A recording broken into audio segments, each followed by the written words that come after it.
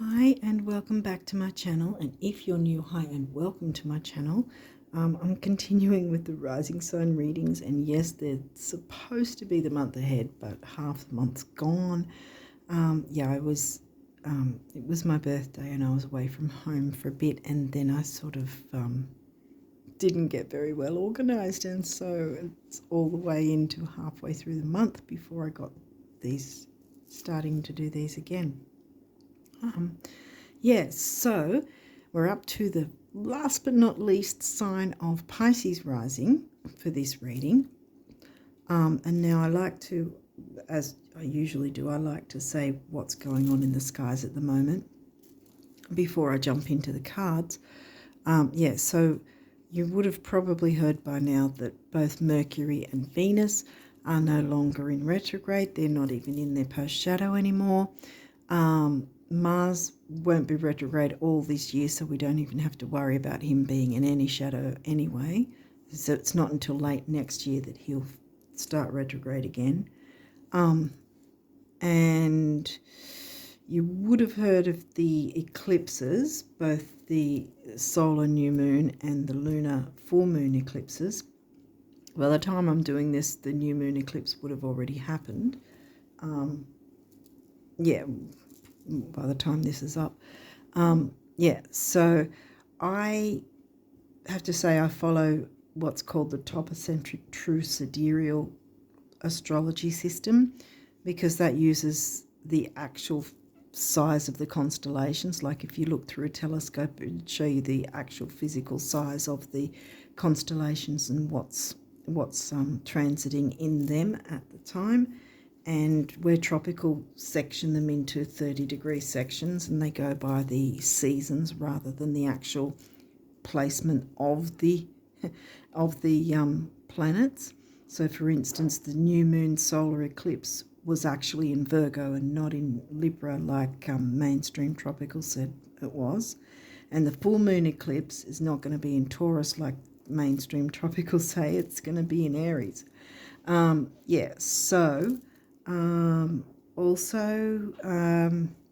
Back to the retrograding planets, Pluto by now, Pluto's stationed direct. He's stationed direct on the 11th, which then means he's moved now into his post-shadow, and my guess is for most of the rest of this year he's going to be in post-shadow because he's a very slow mover. And then that will be followed by Saturn then going station direct, and obviously moving again. Station direct means that they're stationing out of the retrograde and moving into the post-shadow phase. Saturn will be doing that in early November, and then the rest is Neptune will follow suit on the 6th of December, then Chiron on the 27th of December, Jupiter will be 31st of December, a few days after Chiron, and then Uranus is until next year in January on the 27th of January. I'm hoping to try and get done a Jupiter retrograde video, because Jupiter's still going to be retrograde until December, and then after that, until the end of December, then after that he's moving into his post-shadow.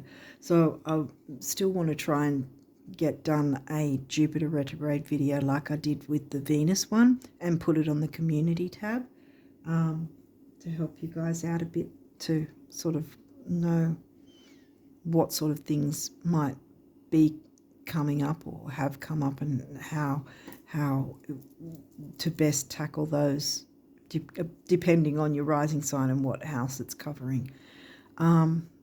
So apart from that, I think that's all I wanted to say. I think we'll jump into your reading. If there's anything else, I'll sort of, if I remember anything else, I'll let you know, or I'll put it in, I don't know, the comments section or something, or the description box.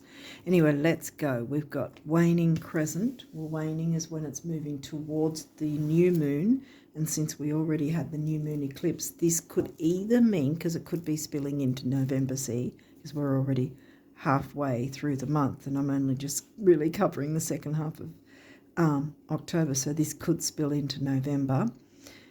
3-day window before the actual new moon is actually the balsamic healing phase, It could either be that you could think about what sort of things might have cropped up during that time. We did have Pluto retrograde on the turn station direct on the 11th, because from between the 11th to the 15th would have been that phase before the new moon hit on the 15th. Otherwise, it's next month, and again, it's the balsamic phase 3 days before next month's new moon, which would probably be what? Somewhere between the 10th and the 15th again. So we'd be probably looking at, what, the 8th to the 12th or something like that next month, maybe, if it is next month. But otherwise, think about if anything cropped up that might have been noteworthy in that specific time frame, or it'll mean next month. Yeah, because it's technically sort of early next month will be the next new moon, which will be a regular new moon. Pluto. Well, I did mention Pluto station direct on the 11th, so he's now in his post shadow. So what came up before he turned direct, or as he was turning direct, that he still had the retrograde energies before he was moving out completely and then into the post shadow? Did something come up? Did something... See if you can think back to then. Otherwise, again, as I said, I keep saying the same thing, I know. But otherwise, if it's not what's happened already previously, then you'd be looking at that time frame next month. Okay, so we've got Mercury, communications, planet for Virgo and Gemini. How you think, communicate, write, talk and travel. So it's about communication, I think. 12th house, Pisces energy, which isn't in Pisces for you. It's the sign before it, Aquarius. Yeah, Aquarius is in your 12th. This is the area of your life that is overwhelming. You yield to a greater cause or power. Yeah, because see, it's Pisces themes covered by the sign of Aquarius, which is about community. 4th house, home and family, your home and the roots of your being.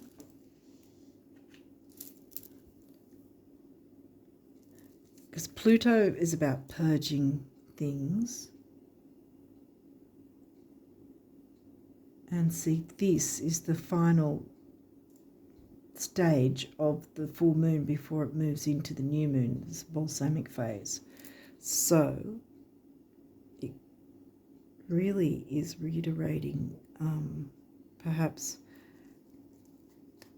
some form of healing, purging, letting go, final tendrils of letting go of something. Communication with family or those who feel like family. Even that could even be groups, because of the Aquarius community, see, in the 12th house, 12th Pisces house. Capricorn, career and ambition. The energy around you is serious, materialistic and hardworking. It bestows shrewdness and cautious ambition. Ambition is not a dirty word. Where's Capricorn for you? Well, Aquarius is your 12th, so Capricorn's your 11th. And here we've got the Aquarius themes again, see? Capricorn's a sign covering your 11th house. So something to do with community, spirituality, communicating that to those who feel like family, to a group, you know, some sort of community, a group of some sort. Purging. See, the thing with Pluto as well is it's not just about the idea of purging, so to speak, but technically that's really the way it works. Purge the negative, clear it away with the full moon, last of the full moon energy, and then by releasing it, then you're bringing in the new, and you can become the Phoenix rising, that proverbial stereotypical Phoenix rising of Pluto. 6th house, that's Virgo themes, and that would be in Leo for you. Craft, which, yeah, that doesn't really surprise me actually, because if with Leo is the creativity, craft and creativity, see? They're mixing together that way. Conjunction, empowerment, and look, this is right smack in the middle of your reading. So whatever's going on you need to purge or clear any negativity so that you can be the Phoenix rising and become empowered. And perhaps empower others too. 3rd house, we've got Gemini themes coming through. Perception, did we not get Gemini somewhere else? Yeah, 4th house. Gemini themes. So yeah, communication. Mercury rules Gemini. Oh, that's 4th house, sorry. That's 4th house. You know, that's Gemini's covering your 4th house. Cancerian themes covered by the sign of Gemini. Right, yeah. And 3rd house is Gemini themes covered by the sign of Taurus, which is money and self-worth, which comes under the guise of empowerment. Well, looks like you need to be empowered, and perhaps empower others as well as a knock-on effect. Okay, Saturn, I forgot to say these may or may not have reversals. Clearly there's a reversal. Saturn is in retrograde, and my suspicion is, considering Capricorn is Saturn ruled, Saturn's in retrograde, doesn't mean that you won't have the benefits.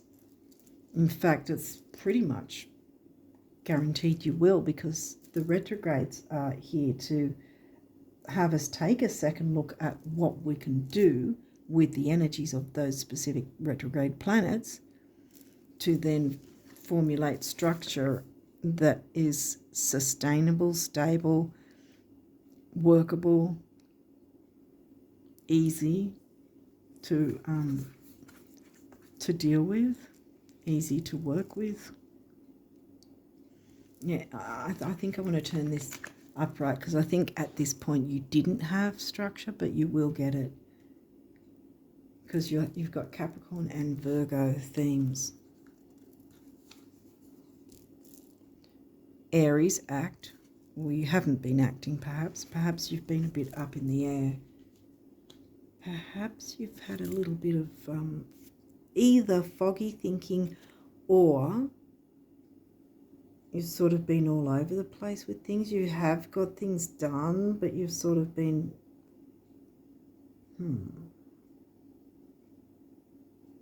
a little yeah, not just concentrating on one or two things, but you're a bit here, a bit there. You've sort of been, what's it called, hodgepodge or whatever, sort of flittering all over the place and not really, like, doing a lot of things but not really completing anything. I'm kind of that way actually, because I've been doing a lot of things, but I'm only just now getting to the end of the readings for this month, and half the month's gone. So this is probably a bit of me getting a talking to as well. What's this one? Taurus, cultivate. Yeah, you haven't really been cultivating. Yeah, I think I want to turn all these around, because I believe that you can turn all these around and then cultivate, act on and cultivate a routine. Because see, we've got Virgo, loves routines. Another reversal. 5th house, passion. Well, that's also Leo. Leo's in your 6th, yeah. Tap into your passion. Yeah, I want to turn them around. I know they were all reversed, but I want to turn them around. I feel like you will turn all this around to your benefit. And look, cross-pollinate, Gemini. Okay, so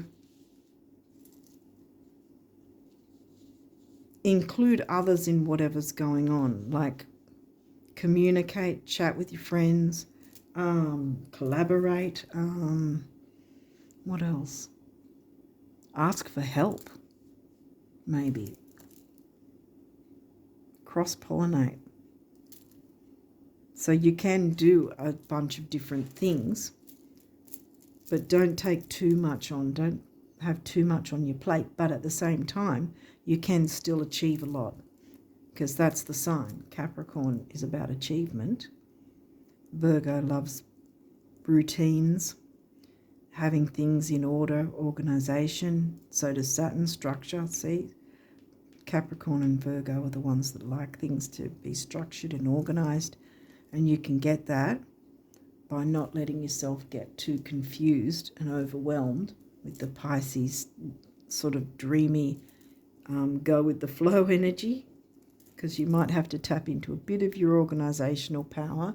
Your 6th and 10th houses, particularly. 10th house didn't come in, but Capricorn themes, see? Capricorn sign of the 11th house. So yeah, your community. Cross-pollinate with your community. There might be some sort of brainstorming or something that you can accomplish. Maybe for future goals even. Okay. So let's see what your, your numerology says for October and perhaps a bit of November. I will still be doing a November reading, and it will be a whole lot earlier than this one was, because this is by far the latest one I've ever done so far. Funny, I've been doing these for a year. This is because I started last year in October, doing these. You guys want to go through? Wow, there's a few of you.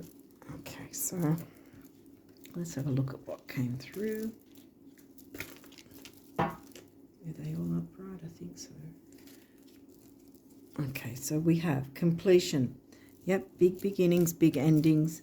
No surprise, because we've got the eclipses of the solar new moon and the lunar full moon. And it's all purple, which is a regal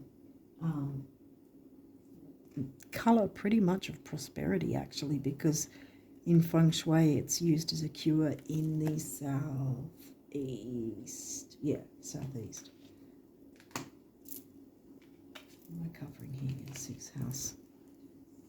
Duty, service to others in an enjoyable way. Love partnership. Now this can be romantic, or it can be with friends and community that share the same love of certain things. Blue, throat chakra, speaking together, communicating, cross-pollinating.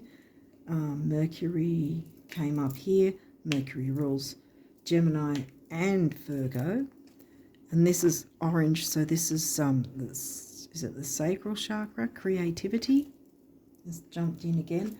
And 2 is the number of relationships, again, relating to others. 6 is temporary opportunity. Doesn't mean it doesn't mean it'll never come back, but it's here now, so grab hold of it. 2 and 6 is 8, which is about money and stability. Yeah, you might want to cross-pollinate with those you trust in your community, because there might be some sort of brainstorming ideas that you both can give and receive, that you all can give and receive to each other. Adventure, yeah.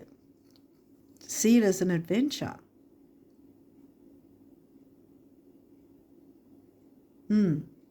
Clear away anything that might be negative. Maybe that has to do with routines, that you didn't have structure. Maybe it's more about that. Because remember, all of these, except for this guy, were all in reverse. And I've turned them upright because I really feel you've got the point now that you know exactly what to do, and all of these will turn upright as a result, because you know what to work with now. So you'll be working with them as if they were upright from the start. So healing colour of turquoise. Turquoise crystal is very healing. And then we've got green heart chakra. 1, 5 on its own is freedom. You've got 2 as the master number. So there's freedom for you and your community. 5 and 5 is 1, which is emotional vitality and personal power. Got a few of these. I might move them across actually.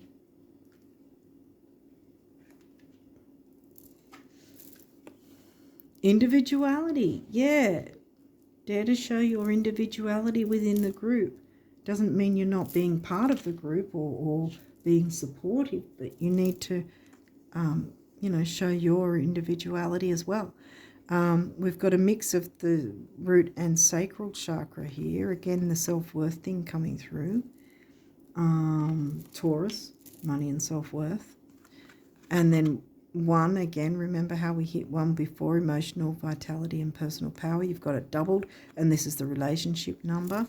We've got 2 master numbers here, 55 and 11. You might want to take note of that and look those numbers up, especially if you start seeing them more often from now on, if you haven't already. Okay, pride. Yes, have pride in yourself and your achievements. Yes. And we already covered purple being, good for money and wealth in the southeast sector, dark purple especially. And then we've got this burnt orange colour again, the mix of root and sacral chakras, the self-worth thing coming through. We hit number 1 again. Remember, emotional vitality and personal power. 9 is big beginnings and big endings, which we started on, the eclipses, and spirituality, I think, too. The eclipses are big, powerful energy. So there's no surprise there. We've got purple. See how much purple there is here? I think the money self-worth thing is coming through. Synchronicity, synchronize, cross-pollinate with your community. Brainstorm ideas together. Pink, heart chakra colour. Green, heart chakra colour. You've got both the colours. 8 is money and stability. 7 is the mind and creativity. 8 and 7 is 6. And what have we got again? Temporary opportunity. Grab hold of it while it's here. Don't wait for another temporary opportunity. Do this one now. Make use of it. Change. And then look. Look, we've got the same turquoise healing colour and 5. So there's definitely an emphasis on bringing freedom, because 5 is the number of freedom, see?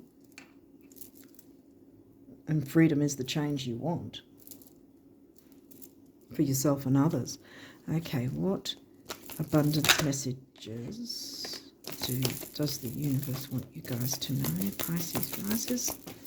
Abundance messages for the Pisces risers for the rest of October and possibly a bit of November as well.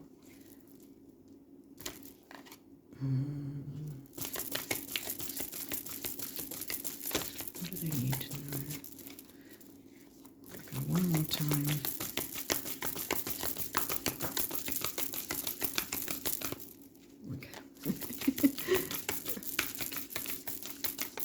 Okay, it looks like it's not. So what's this guy say?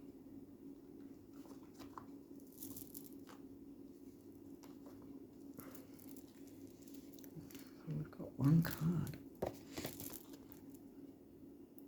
Flowers. Okay. Plan the celebration now. Sweep the floor, clean the slate, pick a date. Window shop, buy a few things, go out on a limb, rearrange the furniture, pick some flowers, take some time off. No, not necessarily because the tipping point has been reached, but because this is how you reach it. How's today looking? The universe, yeah.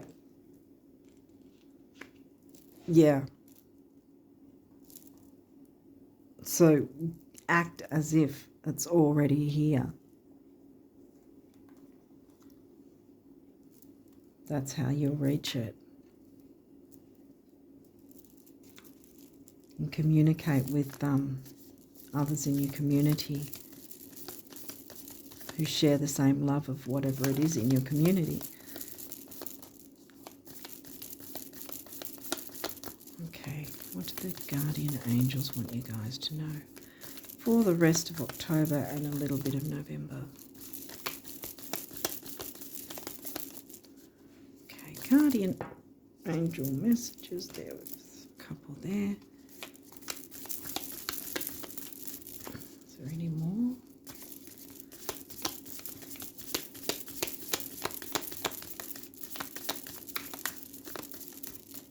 I don't think so.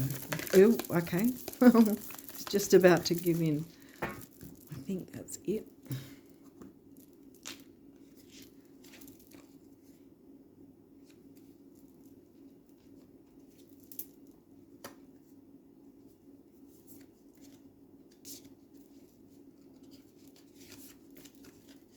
Is that it? Yeah. Okay. Prayer. I don't know if you can see it there, but anyway. Dear guardian angel, help me dissolve past guilt or regret. Help me to see that all is always in perfect and divine order. Help me to let go of the fear that I project on my future. Help me, see, let it go. Help me to live fully within each precious moment and feel your eternal love within and around me. Help me to realize and fulfill my true potential. Thank you. Yes. Have pride in fulfilling your true potential. Yeah. Cross-pollinate with those members of your community. You know, brainstorm or whatever is needed. Intuition. Trust your intuition and know that what seems logical may not necessarily be right. The answer to your question lies inside your heart. Endless possibilities exist for you. Stop trying to work it all out and feel your way through. We, your angels, will guide you. Trust your feelings. What feels right is right. I want to say be the change as well, because change is coming, my friends. Embrace it. Inner child. Nurture your inner child and begin to express the awesome beauty you hold within you. We live in a world where a formula exists for everything, yet love and creativity have no formula. They do not need to be studied, simply nurtured. Regularly set aside some time to just play. Yes, we had, where did we have Leo come through again? 6th house. Yeah, 6th house in Leo.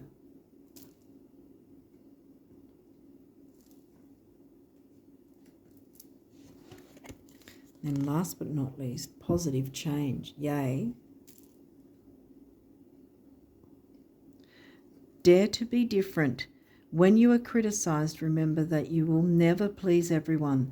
Many brilliant and gifted individuals were not fully appreciated or understood in their own lifetime. Yet it is often they who have sown the seeds of change. Change. And go on an adventure. It's time for a change. Partnership with others who share the same love of certain things that you do. Brainstorm, collaborate.